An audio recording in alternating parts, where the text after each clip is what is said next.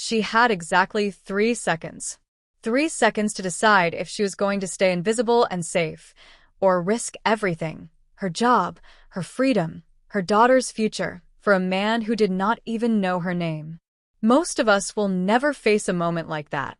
But Cynthia Taylor did. On a cold November night in Chicago, in the private dining room of one of the most expensive restaurants in the city, a single mother working 3 jobs looked across a candlelit table and saw something that made her blood run cold. She saw a man about to die. And nobody else in that room had any idea. What happened next would change everything, not just for her, but for her 6-year-old daughter, for a billionaire who had spent years trusting the wrong people, and for a conspiracy buried so deep inside one of Chicago's most powerful companies that even the people running it did not fully understand what they had started. This is not a fairy tale. This is not a coincidence. This is the story of what happens when the most overlooked person in the room turns out to be the most important one. Before we go any further, let us know in the comments where you are watching from. We would love to hear from you. And if you are new here, click on the subscribe button so you never miss any of our upcoming videos. Cynthia Taylor was 27 years old, but she had the kind of tired in her eyes that most people do not get until they are 50. She was not tired because she was weak. She was tired because she had been fighting for 3 straight years without a single break, without a single person to lean on, and without a single moment where she felt like she could finally exhale. 3 years earlier, she had walked out of an apartment on the south side of Chicago with her daughter, Rosie, asleep on her shoulder, a trash bag of clothes in one hand, and nothing else. No plan. No savings. No family nearby. Just the terrifying, hollow freedom of a woman who had finally chosen survival over familiarity. The man she left behind, Rosie's father, was not a monster in the way movies usually show. He did not scream all the time. He did not always leave marks. But he had a way of shrinking Cynthia down, of making her feel like she was too small and too stupid to survive without him. She spent 2 years believing that. Then one night, she watched him grab Rosie's arm too hard because the little girl had knocked over a glass of juice, and something inside Cynthia cracked open. She was out of that apartment within 48 hours. She never looked back, or so she believed. She found a studio apartment in Wicker Park, enrolled Rosie in a Head Start program 3 blocks away, and started working. First the bakery on Ashland, where she was on her feet from 5 in the morning until noon. Then the cafe on Milwaukee afternoon shifts, cleaning tables and making cappuccinos for people on laptops. And then, for months in, she got the call about Romano's, one of the most exclusive restaurants on Michigan Avenue. The pay was 3 times what she made at the cafe. The dress code was strict. The clientele was the kind that flew in on private planes and ordered wines that cost more than her rent. She took the job without hesitating. At Romano's, Cynthia learned the first rule of high-end service. You are invisible. You do not make eye contact unless spoken to. You do not linger. You do not have opinions. You place the glass, you refill the water, you disappear. And for a woman who had spent years training herself not to be seen, because being seen by the wrong person had meant danger, this suited her just fine. Under the mattress in her bedroom, she kept an envelope. On the front of it, in her own handwriting, it said, "Nursing School." Inside it were crisp bills, 1s and 5s mostly, the slow accumulation of years of sacrifice. She wanted to be a pediatric nurse. She wanted to take care of children the way she wished someone had taken care of her when she was small and scared and alone. That envelope was her whole future. It was a Tuesday in November, raining hard outside, the kind of rain that comes in sideways and makes Chicago feel like the coldest city on earth. The private dining room at Romano's had been reserved for a business dinner, just 4 guests. Cynthia was assigned to the room alone, which she preferred. Fewer people to navigate, fewer chances for something to go wrong. She checked the table twice before the guests arrived. Crystal glasses, white linen, candles that smelled faintly of cedar. Everything perfect. Everything invisible, including her. The first guest to arrive was a man named William Callahan, a senior partner at Cross Capital, the investment firm.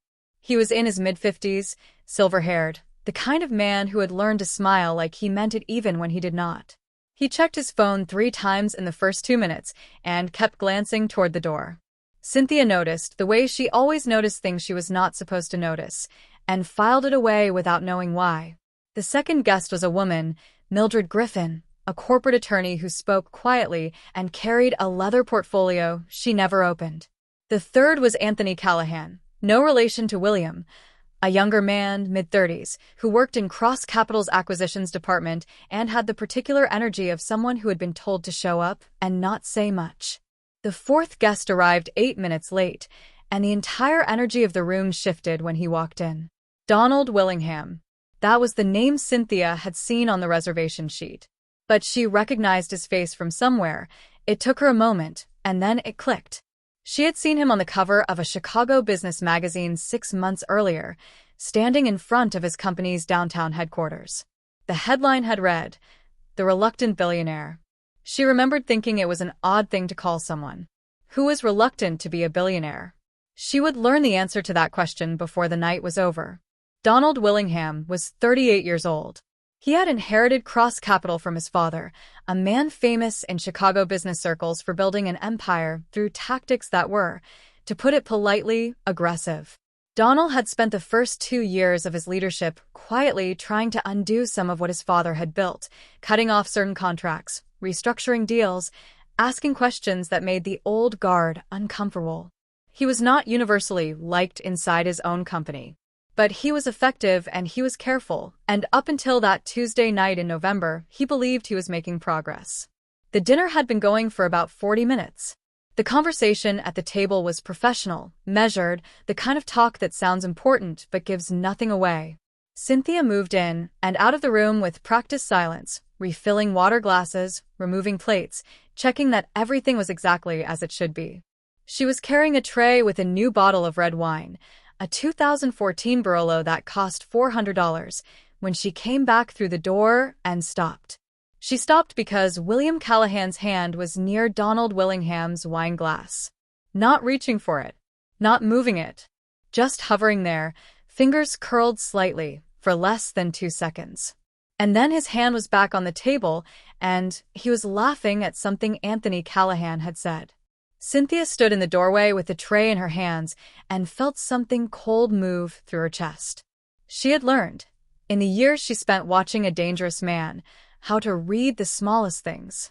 A tightening of the jaw, a shift of the shoulders, a hand that moved when it did not need to. She had survived by reading those things correctly. And something inside her, something older and more animal than thought, said, "That glass is wrong." She did not have time to think it through. She did not have time to weigh the odds or decide if she was being paranoid. Donald Willingham was reaching for the glass. His fingers were already wrapping around the stem. Cynthia walked fast toward the table, her tray tilted just slightly, and let the open water pitcher slide. Ice water, a full liter of it, hit Donald Willingham directly on his left side, drenching his jacket, his shirt, the table in front of him. The wine glass tipped and shattered on the floor. The room went completely silent. "I am so sorry," Cynthia said. Her voice was steady, which surprised her. "I am so terribly sorry, sir. Please, let me get someone." She was already crouching, picking up the broken glass with a cloth napkin, her hands shaking just slightly where no one could see them.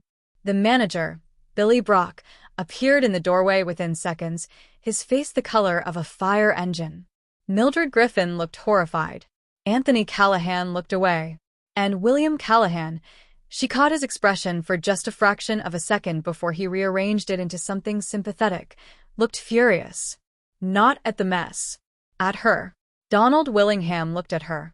And this is the part that Cynthia would replay in her mind for months afterward, in the quiet moments between her daughter's bedtime and her own. He looked at her not with irritation, not with embarrassment, not with the polite indifference she was used to from men at tables like this. He looked at her with something she could not immediately name. Then he stood up, dabbed his jacket with his napkin, and said quietly to Billy Brock, "It is fine. These things happen. Can she bring a fresh glass, please?" Not a replacement for the broken glass. A fresh glass. A new glass. A glass that had not been near that table. As Billy Brock guided Cynthia out of the room with a tight grip on her elbow and a set to his jaw that told her exactly how this conversation was going to go, she heard Donald Willingham's voice behind her, calm and clear. "Leave it." She turned. He was looking directly at her. She was the only other person who understood what those two words meant. Do you think Cynthia made the right call? Think about it. She risked her entire livelihood, the only income keeping her daughter fed, on a split-second instinct. What would you have done? Billy Brock did not fire her that night.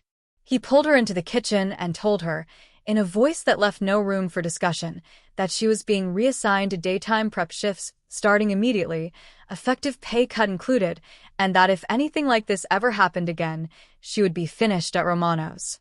Cynthia said yes. She said she understood. She walked home through the rain because she had missed her bus stop, and she stood outside her apartment building for a full minute with her hand on the door, breathing the cold, wet air, before she went inside and checked on Rosie, asleep in her little bed with a stuffed elephant tucked under her chin. She did not sleep that night.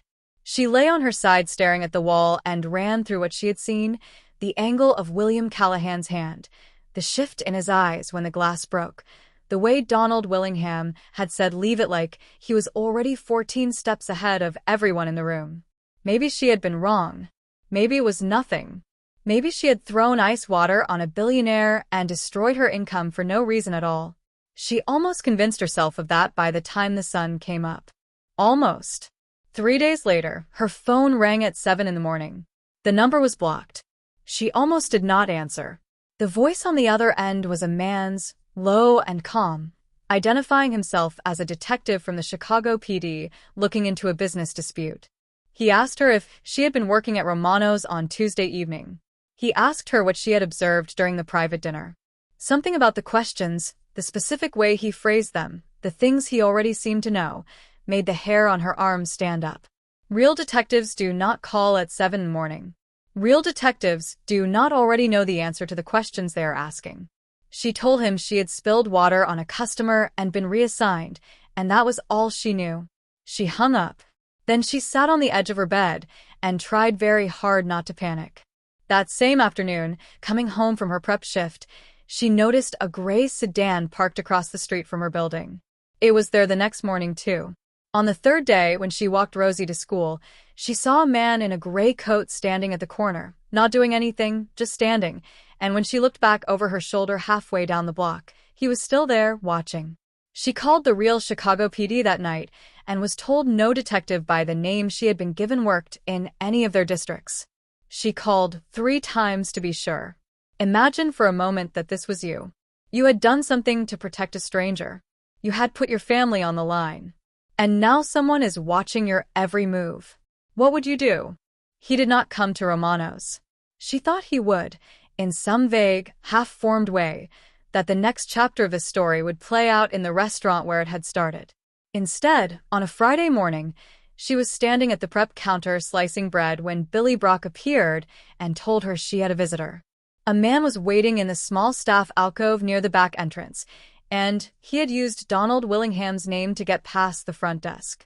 When she walked in and saw him standing there, no security, no assistant, just him in a plain coat with his hands in his pockets, her first thought was that he looked much less like a billionaire in a prep kitchen. Her second thought was that she did not know whether to be relieved or more frightened than she already was. He did not waste time. He told her that the wine glass had been tested, that it had, in fact, contained a substance that would have been very difficult to detect and very difficult to survive. That the man who had put it there, William Callahan, was already under investigation by both his company's internal legal team and a federal task force that had been building a case for 18 months. He told her that she had saved his life. He said it simply, without drama, the way people say things they have had to process before they were able to say them out loud. Then he told her that the people behind William Callahan were not finished, that they knew who had been in that room, that someone had already tried to find out who she was and where she lived. "I want to help you," Donald said. "Not because I owe you, although I do, but because you are in danger because of something that has nothing to do with you, and that is my responsibility." Cynthia looked at him for a long moment. She had heard men offer to help her before. She had learned, slowly and painfully, what that kind of offer usually cost. "What does help look like?" she asked. He told her. There was a property, a townhouse in Lincoln Park, owned by one of his company's subsidiary trusts, currently empty.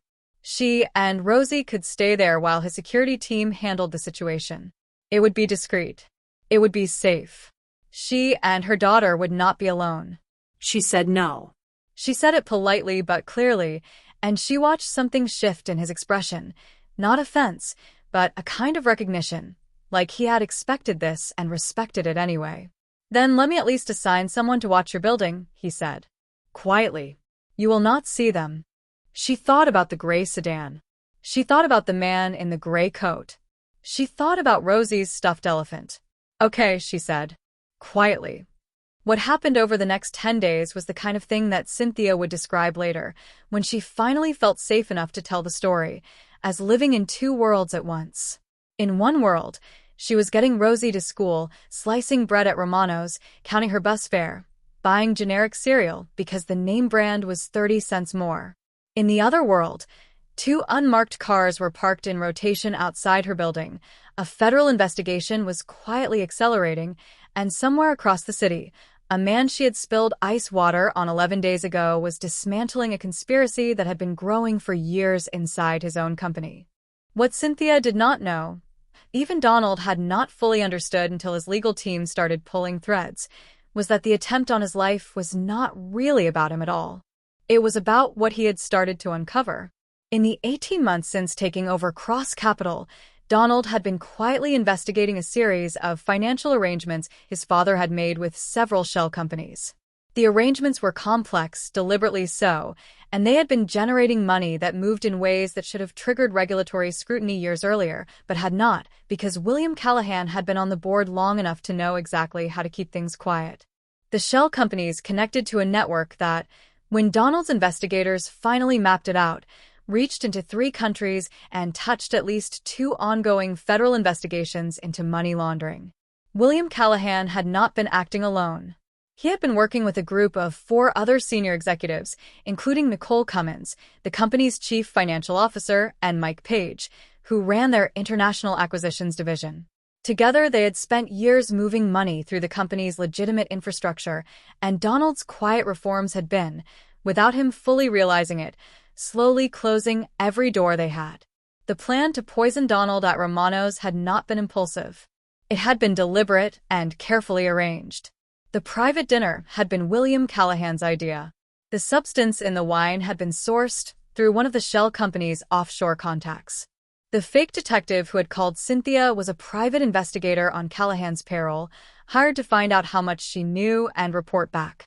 When she had said nothing useful and stopped answering his calls, someone had decided to escalate. The gray sedan. The man in the gray coat. These were messages. Back off. Stay quiet. You are already in over your head. But there was one more layer.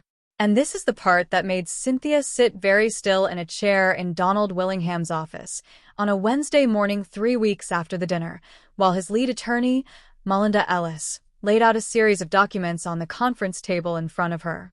One of the shell companies, a small holding entity registered in Delaware, buried 4 layers deep in the corporate structure, had a secondary signatory. Someone who had been providing operational support and inside information in exchange for financial consideration for almost 2 years. The signatory's name was Billy Brock. Her manager. The man who had assigned her to that private dining room. The man who had docked her pay and pointed his finger in her face in the kitchen of Romano's. Billy Brock had not assigned Cynthia to that room by accident. He had been told to put someone there who would not ask questions, someone who was too afraid of losing her job to say a word about anything she saw. He had chosen the single mother with 3 jobs and an envelope under her mattress because she was, by every calculation he and his employers had made, the perfect invisible witness. They had miscalculated. Does that change how you feel about what Cynthia did? She was chosen precisely because they thought she would do nothing. She was placed in that room because someone decided she was too small, too scared, too desperate to matter. And she saved a man's life anyway. Think about the people in your own life who have been underestimated. Think about whether you have ever been one of them. The arrests came quietly, the way Donald had told her they would. William Callahan was taken into federal custody on a Tuesday morning, 6 weeks after the dinner. Nicole Cummins surrendered the same afternoon with her attorney. Mike Page was arrested at O'Hare trying to board a flight to London. Billy Brock was arrested at Romano's in the middle of the lunch service, and Cynthia heard about it secondhand from one of the other prep staff who texted her, "You are not going to believe what just happened." Rosemary Patton, the restaurant's owner, called Cynthia personally that evening to apologize and offer her the evening shift position back at full pay. Cynthia said she would think about it. She thought about it for 2 days. She thought about the envelope under her mattress. She thought about the pediatric ward she had walked through once, years ago, visiting a friend's child in the hospital, the small beds, the crayon drawings taped to the walls, the nurses who moved through that ward with a kind of calm purposefulness that had stayed with her ever since. She thought about Rosie, who was 7 now and had started reading chapter books and asked questions about everything and deserved a mother who was not exhausted all the time. She called Rosemary Patton back and said no. She was going to use the time to study for her nursing school entrance exam. The letter arrived on a Thursday in January, 3 months after the dinner at Romano's. It was on cross-capital letterhead, but it was not from Donald Willingham directly. It was from the Cross-Capital Community Foundation, a nonprofit arm of the company that funded scholarships and educational programs across Illinois. Cynthia had been selected, the letter said, as the recipient of a full tuition scholarship to Loyola University Chicago's nursing program, including a living stipend for herself and 1 dependent child. The selection committee had identified her based on a confidential nomination from an anonymous source. There was no name. There was just the scholarship. She sat at her kitchen table with the letter in her hands for a long time. Rosie was at school. The apartment was quiet. Outside, the first snow of the year was coming down in soft, slow flakes, the kind that stick to everything and make the city look briefly clean. She had not cried on the night she left. She had not cried when she counted her bus fare, or when she ate rice and beans for the 3rd night in a row, or when she lay awake wondering if she had made a terrible mistake. But she cried now.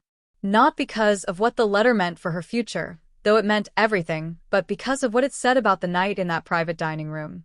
Someone had seen her, really seen her, and it had mattered. Cynthia Taylor graduated from Loyola's nursing program on a Saturday in May, for years after she walked out of that apartment on the south side with Rosie on her shoulder and a trash bag of clothes in her hand. Rosie, 11 years old now, with opinions about everything and a gift for math that her teachers kept mentioning, sat in the 3rd row of the auditorium with a sign she had made herself that said, "My MOM is a nurse." Cynthia did not see the sign until she was already walking back to her seat with her diploma, and when she did, she had to stop walking for a moment because she was laughing too hard to continue. She works in the pediatric ward at Rush University Medical Center. She has worked there for almost 2 years now. She is the nurse who remembers to bring an extra blanket before a child asks. She is the one who explains what the 4 is doing in language a 6-year-old can actually understand, and who keeps a small box of crayons in her scrub pocket for children who need something to do with their hands while they wait. Her colleagues describe her as someone who notices everything. She would tell you that is not a skill. It is just what happens when you spend enough years paying attention to the smallest shifts in a room because your survival depended on it. Some things, it turns out, are transferable.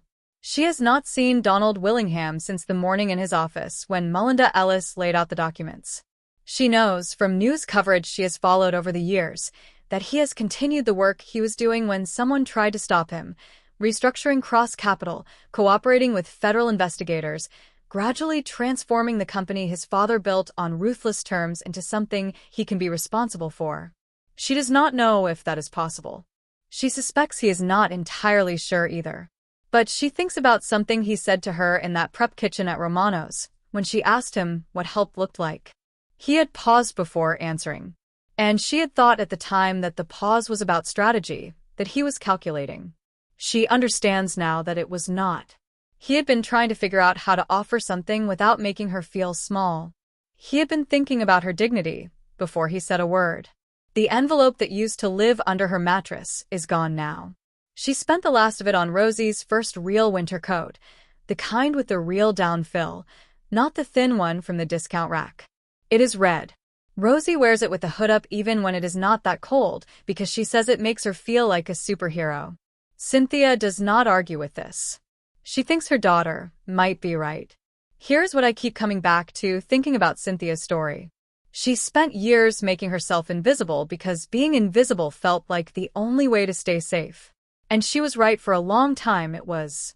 But invisibility is not the same as smallness. The people who put her in that private dining room understood the difference even if she did not yet. They chose her because they thought she was invisible and small, and they were wrong about the second part. She was invisible by choice, by strategy, by hard-won survival instinct. But she was not small. She never had been. It just took one moment, 3 seconds, a cold water pitcher, and a man reaching for a glass he did not know was wrong, for that to become undeniable. We spend so much time talking about the big moments, the promotions, the decisions, the turning points we can see coming from a mile away and prepare ourselves for. But Cynthia's life did not change because of a big moment she was ready for.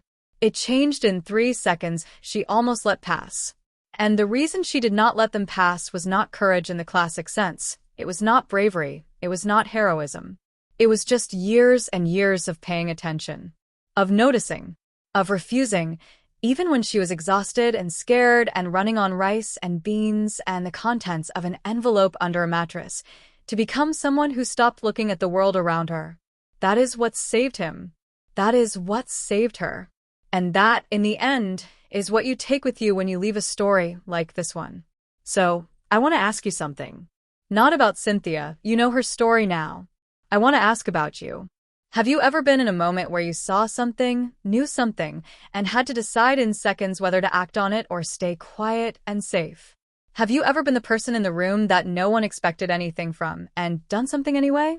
Or have you ever been in Cynthia's position before the dinner, so focused on surviving, on making it to the next month, that you stopped believing you could matter in any larger sense? Because I think most of us have been there. I think most of us know what it feels like to carry the weight of just getting by and to wonder quietly whether the life we are grinding toward is actually going to arrive. Cynthia's story says yes. Not with a guarantee. Not without cost. But yes. Tell me in the comments, what would you have done in that room? Would you have let the moment pass and protected yourself, or would you have reached for that water pitcher? There is no wrong answer. But I think the question is worth sitting with. And if this story moved you the way it moved me, if it made you think about someone in your life who has been overlooked, or about a moment when you were braver than you thought you could be, share it. Send it to someone who needs to hear it today. I am Ariella Stories, and I will see you in the next one.